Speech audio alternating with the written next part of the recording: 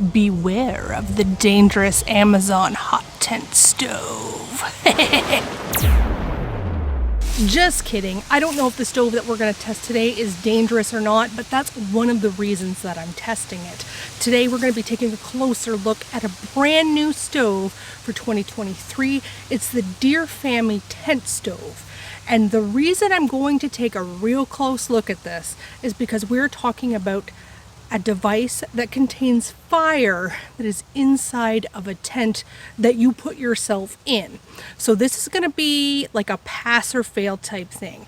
Hopefully Deerfamy makes a very solid and safe stove, and hopefully they've thought to include a number of features that users will also enjoy and at a reasonable price. So without further ado, let's go ahead and take a look at the Deerfamy tent stove. Now, I don't normally do unboxing videos as part of Lone Crow Adventures because I really feel that an unboxing review is really unhelpful. But in the case of a hot tent stove, this is a little different because the very first time that you get your stove, you're actually not going to be using it in a tent. You're going to be setting it up and performing a burn before you go camping, because when these stoves are manufactured, there's a lot of chemicals that are on this steel, and those need to burn off, or else they're going to put off all kinds of noxious fumes for you while you're in your tent and could make you sick. So since I needed to do that anyways, I figured let's take a look at this tent stove, because my browsing on the internet has really revealed very little information about it. So I thought you and I could take a first look at this together. So this stove is exactly as it arrived to me. It arrived to me in a cardboard box with a couple of styrofoam overlays over it, but other than that I haven't taken anything on the inside, and you can see the original shipping material is still on it.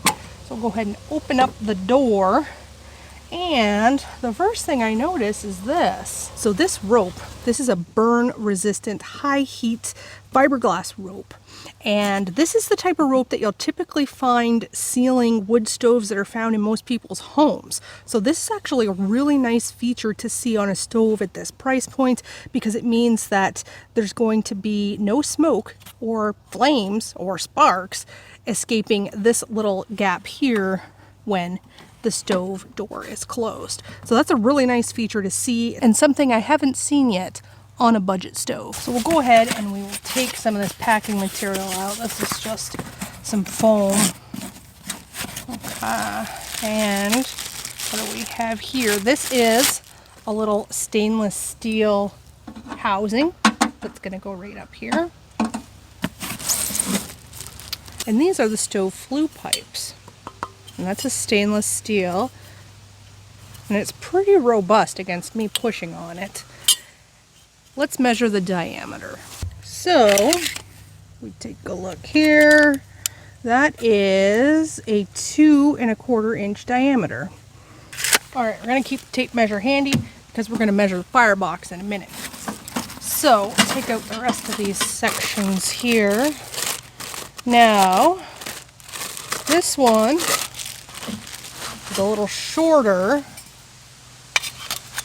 than this one by actually quite a bit. So I'm guessing this is the one that goes here, but we'll find that out in a minute. We got 1, 2, 3, 4, 5, 6 stovepipe pieces, and then we have the spark arrestor. Now the website says there are 7 stove pieces. I'm assuming that they're counting this as a piece of the flue pipe, but this quite obviously is a spark arrestor, and the holes in this spark arrestor are actually pretty big. Boy, I better pick up some of this trash. I would like to see a smaller grid on this. That spark arrestor, those holes are too big to really make me super comfortable. I will probably take a piece of 1/2 inch hardware wire and just kind of wrap it around on the inside and push it up there, so that way it kind of makes these holes smaller in the future, because that's too big. A spark could escape from that very, very easily. Now we've got a little poker. That's fun that it comes with a little poker.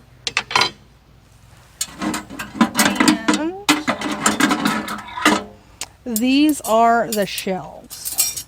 And they're gonna hook up here like this. So there is some assembly required.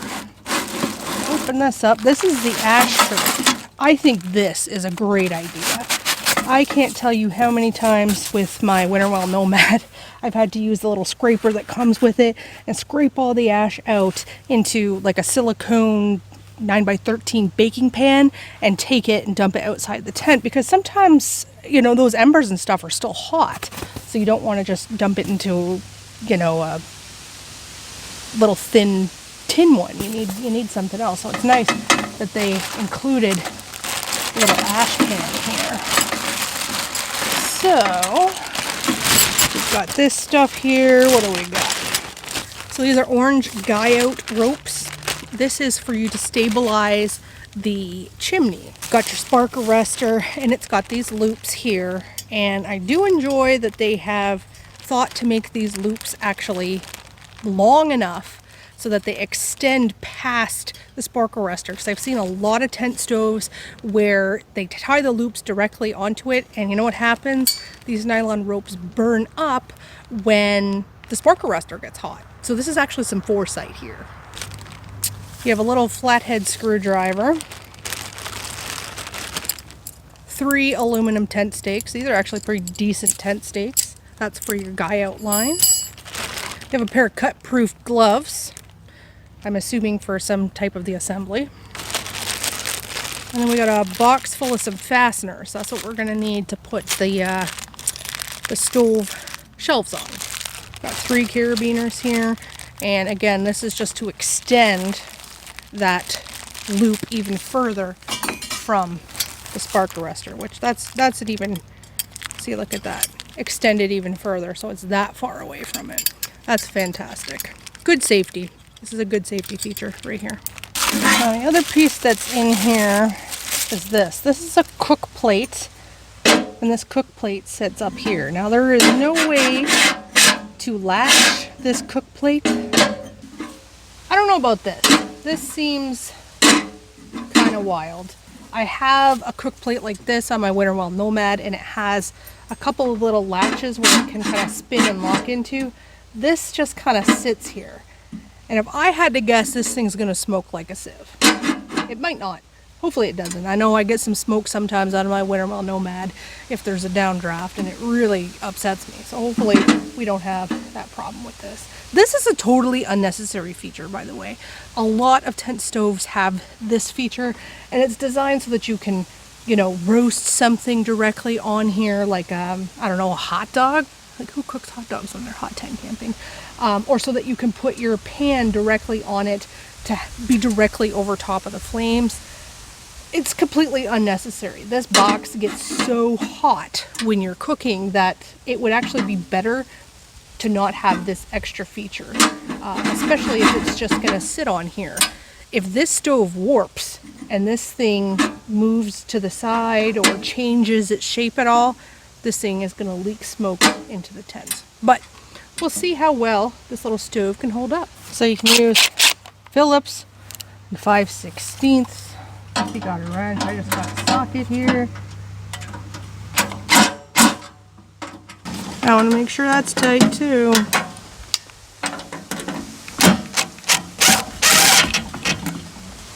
Nice. So now we're going to take some measurements of the firebox. We'll start with the opening. We've got just under 5 inches tall and 6 1/4 inches wide. So you could fit a 6-inch log in there if you wanted to, but you're not going to want something that wide going in there anyway. The depth of the firebox is 14 inches. That's actually pretty respectable. 14 inches. So the total width of the stove, you've got 8.5 inches wide and about 16 inches long right to the front door there. And how tall? 9.5 without the legs extended. With our little legs extended, about 14 inches off the ground. So decent size. I would call this a medium size tent stove. We're just going to stack them. They all have one end that's skinny. So the two skinny ends won't go together, and one end is a little bit elongated so that they get a nice fit together. Short like me, I'm 5'2". There's no way that I could reach to put this spark arrestor on. So what I do is I put a couple pieces together, put the spark arrestor on the top, and then hook it up at a level that I can actually reach it. Now most of the time, if you're using a little TP tent, this is about the level where the pipe is going to go through your stove jack. So you'd be putting this on from the exterior of the tent anyway. We'll get that on there. And now we're going to take a measurement and we're going to see how high that top of that spark arrestor is. I got 86 inches on the top of the spark arrestor to the ground. So that means that your tent, if you're going to use this stove, you want to have at least, a foot, preferably 2 feet hanging out. So that means like what would be safe for your tent would be if your stove jack was at about 64 inches. That would be about the maximum. So that would be right about here. And you'd have this much hanging up out the top. You don't want the spark arrestor to be anywhere near the fabric of your tent, because if a breeze comes along and the smoke and some little sparks escape this, it's going to go right into the fabric of your tent and it could burn a hole or even worse. So I would say if your tent stove jack is taller than 64 inches, you're going to have to go with a different tent model, because I do not see on their website where you can buy any stovepipe extenders. So that's something to keep in mind. Woo! Now if we take a nice look inside the stove, you can see in here we've got this nice ash pan, and this is the front damper right here. Kind of opens and closes. A little janky, but it does the job. So we're going to start it with the damper open. You can see there's these vent holes here in the bottom. So you're going to have to watch to make sure that this ash drawer doesn't get full, because if it gets full of ashes, then the stove is not going to be able to breathe, and it's effectively going to close the damper. So you may have to empty this ash pan while the wood is still burning.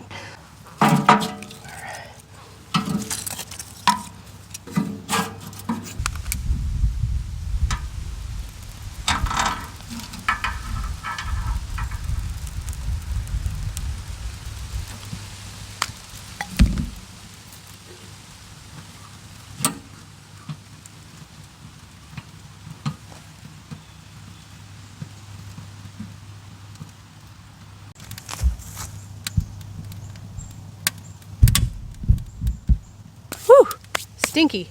This thing is drafting pretty well. Let's open it back up again. There we go. The damper system itself is kind of janky. I'd like to see this redesigned because the whole stove kind of moves. Pop, pop, pop.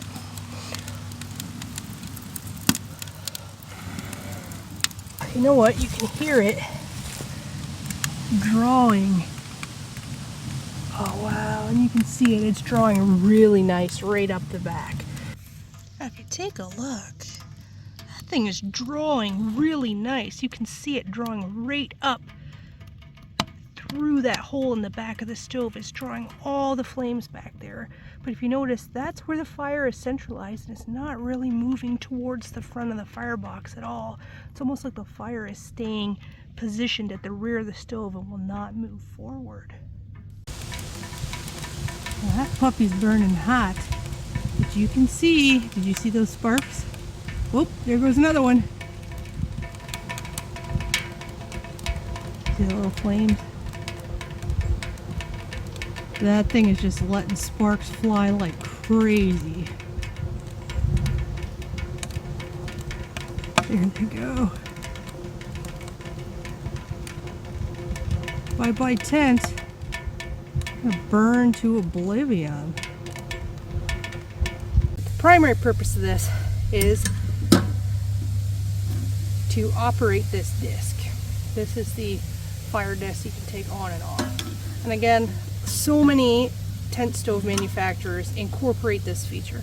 This is a stupid feature. The idea here is that you can put a pan on here directly so that you can cook directly over the flames. But that's silly, because if the stove works well, you should have pretty even heat distribution throughout the entire stove. You can use this kind of like an open fire, but you're never going to want to have an open fire inside the tent, because if this thing happens to throw a spark and it lands on your sleep pad or your sleeping bag or your tent, you know, that could be a disaster for you. So I don't know anybody who uses this feature. But I really wish that tent man, and this thing is kind of a pain in the butt. It gets stuck under. See, this is why nobody uses this. It's dumb. No offense, Deerfamy, but you know, that's totally unnecessary.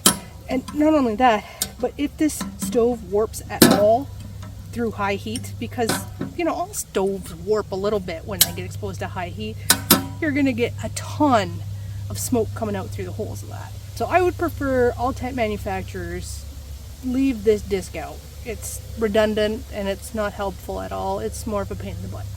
So what are my overall opinions on the Deerfamy tent stove? I think it's a really good first try for the company. The company has never made a tent stove before, and this is their first attempt, and it's pretty decent. There's a few things about it that I don't like. I don't like the front damper system. I also don't like that we don't have a stovepipe damper. It's just full bore all the time. You don't have any option to partially close or fully close a damper on the stovepipe, so that really limits how much you can control the heat of your stove. But in a budget stove, because that's what this is, that's pretty common. The biggest thing that I can see is that spark arrestor. That is just downright dangerous. You saw the sparks flying out of there. That needs to be corrected immediately. Those holes honestly shouldn't be any larger than 1/8 of an inch in diameter in order to be effective at releasing the heat, releasing the smoke, and reducing the transfer of spark and burning material out of the top of that flue pipe. So for that reason right there, unless you're planning to make some kind of a modification to it, I would not recommend this particular stove for that reason. It is a safety issue. A modification could be made to this by using either 1/2 inch or 1/4 inch hardware wire wrapped into a cylinder and stuck up on the inside of the spark arrestor, which would really increase the safety. And that's honestly something that I plan on doing if I'm going to use this tent stove in a tent. The fourth problem with this stove is, as you can tell, it's still burning mostly at the back of the stove, which that's good because at least it's staying lit, but I have not been successful in getting the stove going full bore yet. I don't even know if all the chemicals are adequately burned off of this. I think I'm probably going to have to burn it a second time because we're losing the daylight today.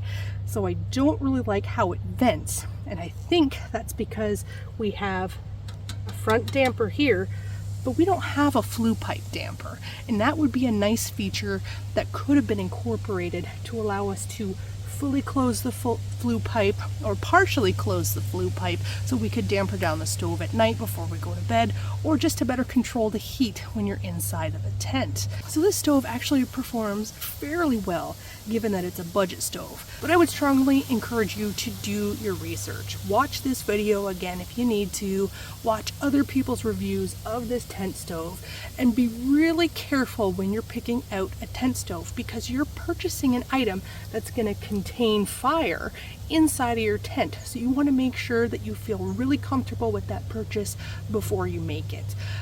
I always say with tent stoves, you buy once, you cry once. And a lot of times that means buying a more expensive tent stove, because what I have found is when you buy budget stoves, eventually you're going to want to replace it with something that's more premium. So if it's within your means and you have the capacity to afford that premium stove right from day one, I would definitely recommend it. But I certainly understand that that is out of reach for a lot of people, in which case this stove with a few modifications is a perfect entry-level stove for anyone who's looking to get out there and experience hot tent camping for the first time.